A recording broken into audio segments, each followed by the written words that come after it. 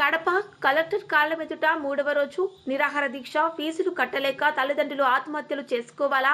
పన్నులు కట్టలేక ప్రజలు ఆత్మహత్యలు చేసుకోవాలా? మరి ప్రభుత్వాలు పాలిస్తున్నామని చెబుతున్నటువంటి సీఎంలు, ఎమ్మెల్యేలు, ఎంపీలు ఏ ఒక్కరైనా అప్పులయ్యాయి అని ఆత్మహత్య చేసుకున్నారని చరిత్ర ఏమైనా ఉందా? మరి ప్రజలే ఓటు వేసి మిమ్మల్ని అధికారంలో కూర్చోబెట్టి ప్రజలే ఆత్మహత్య చేసుకోవాలనా? ఉద్యోగాలు లేక నిరుద్యోగులు ఆత్మహత్య చేసుకోవాలనా?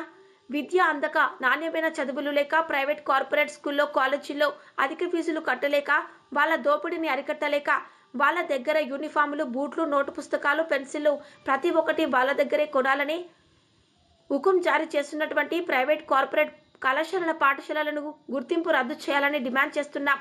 అలాగే విద్యా హక్కు చట్టం అమలు చేయాలని, ప్రైవేట్ కార్పొరేట్ స్కూల్లో కాలేజీలో ఫీజులు నియంత్రించాలని, ఫీజుల బోర్డులు ఏర్పాటు చేయాలని, ప్రైవేట్ కార్పొరేట్ సంస్థల్లో విద్యను వ్యాపారం చేయకూడదు అని, యూనిఫామ్లు అమ్మకూడదు, సాక్సులు, బెల్టులు అమ్మకూడదు, నోటుబుక్కులు అమ్మకూడదని నిరాహార దీక్ష చేపట్టాం.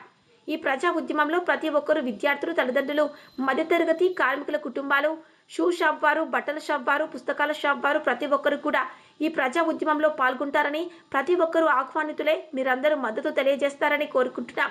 మీ ఉద్యమకారుడు ఆంధ్రప్రదేశ్ బీసీ సంక్షేమ సంఘం రాష్ట్ర అధ్యక్షులు దూడం రెడ్డి బాబు.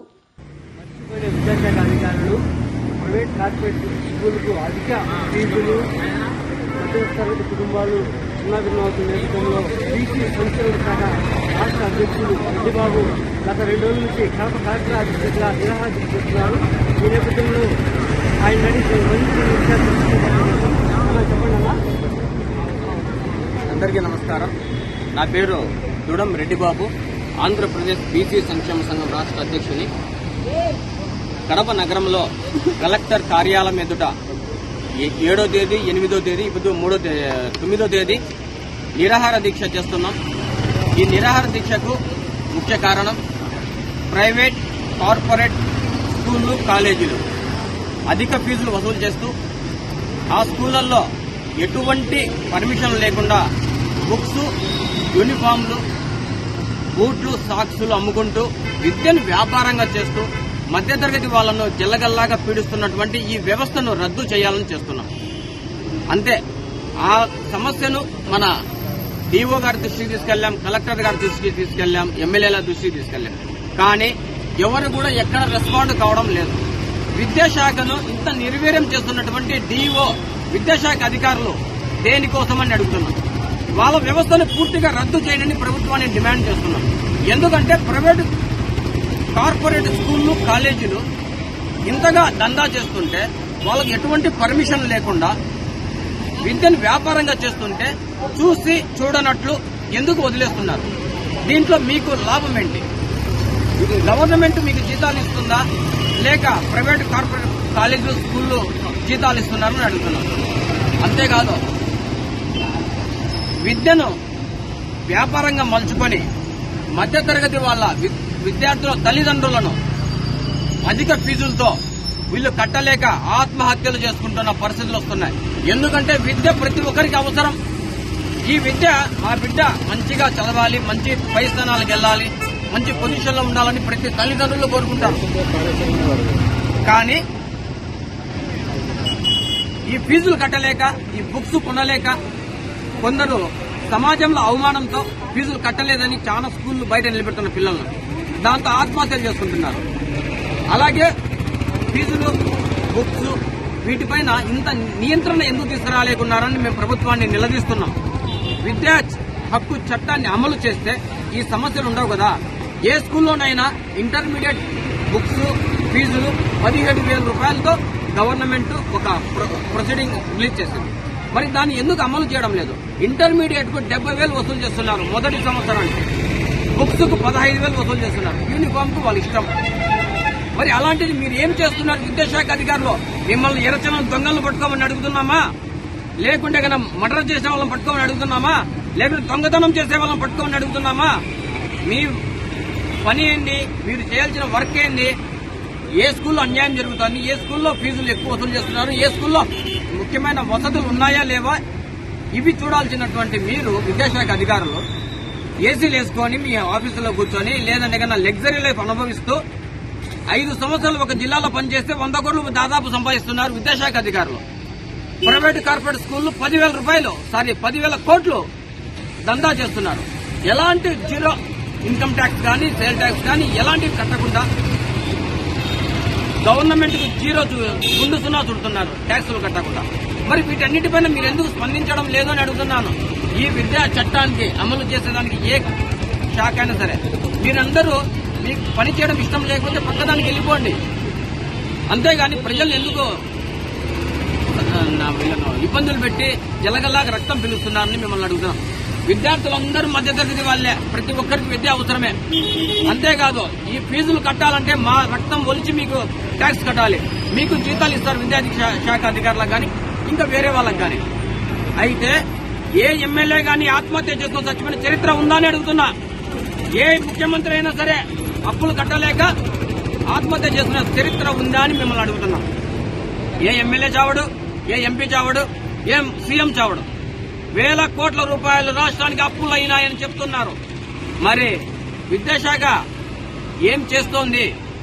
ప్రజలు చచ్చిపోవాలనా? మీకు ఓట్లేసి మేము చచ్చి మీకు పన్నులు కట్టాలనా?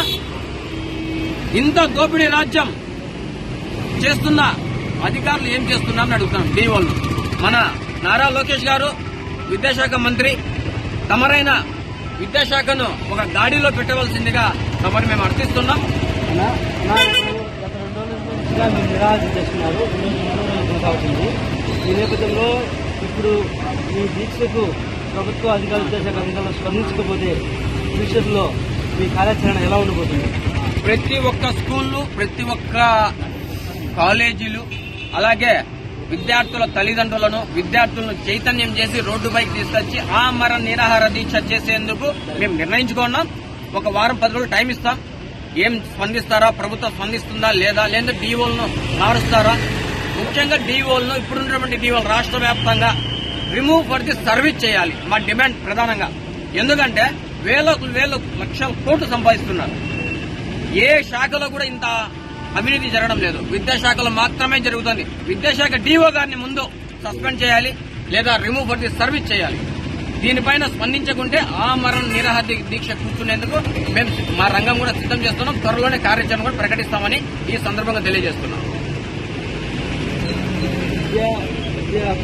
విద్యాశాఖ అధికారులు చేస్తున్న ఈ దౌర్జన్యాన్ని కార్పొరేట్ స్కూళ్ళు, విద్యాశాఖ అధికారులు బంధాలను ఆపకపోతే రాబోయే కాలంలో విద్యార్థులు, తల్లిదండ్రులు కలుపుకొని ఆమరణ నిరాహార దీక్షకైనా చేస్తామని ఈ సందర్భంగా బీసీ సంక్షేమ శాఖ రెడ్డిబాబు తెలియజేశారు.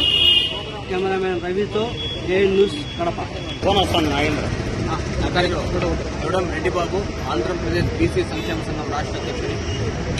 ఈరోజు కడప నగరంలో కలెక్టర్ కార్యాలయం నందు నిరాహార దుడం రెడ్డిబాబు, ఆంధ్రప్రదేశ్ బీసీ సంక్షేమ సంఘం రాష్ట్ర అధ్యక్షుడు.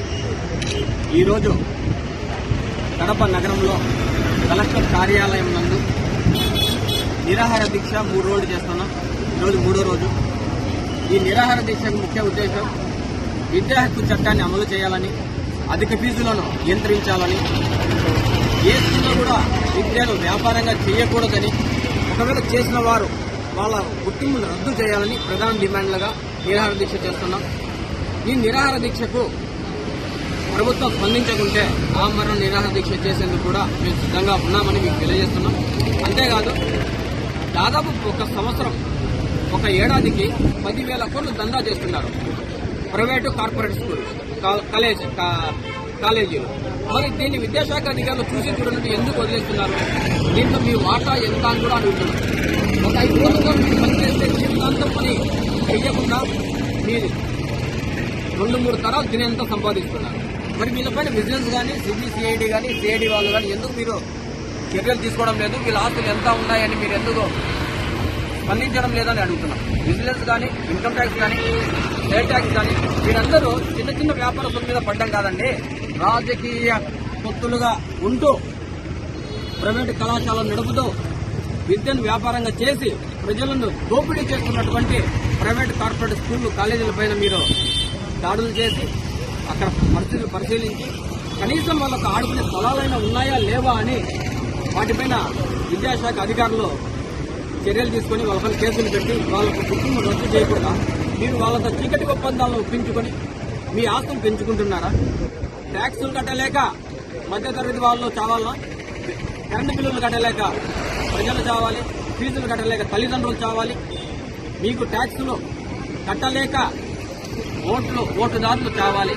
అంతేగాని ఎమ్మెల్యేలు గాని, ఎంపీలు గాని, సీఎంలు గాని మేము అప్పులయ్యాయి అని ఏ ఒక్కరు కూడా ఈ చరిత్రలో ఆత్మహత్యలు చేసిన చరిత్ర పాపన పోలేదు.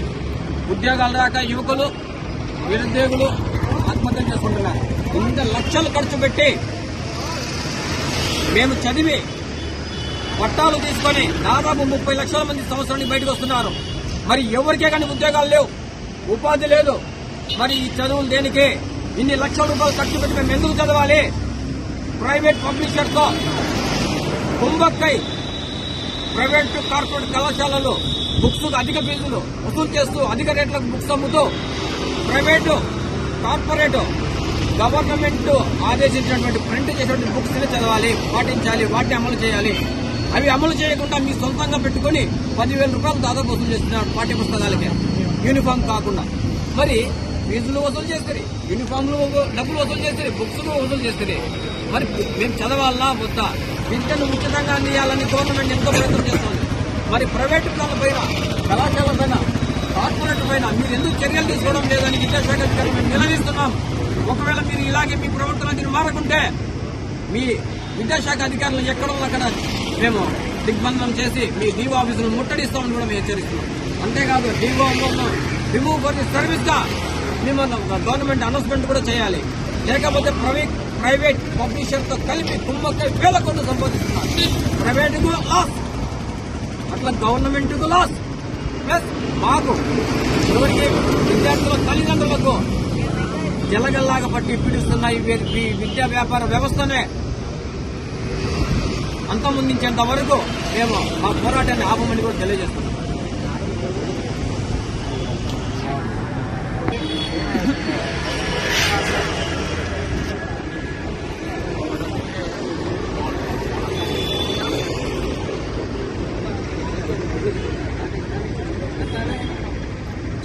ఈరోజు కడప కలెక్టరేట్ కార్యాలయం ఎదుట బీసీ సంక్షేమ సంఘం ఆధ్వర్యంలో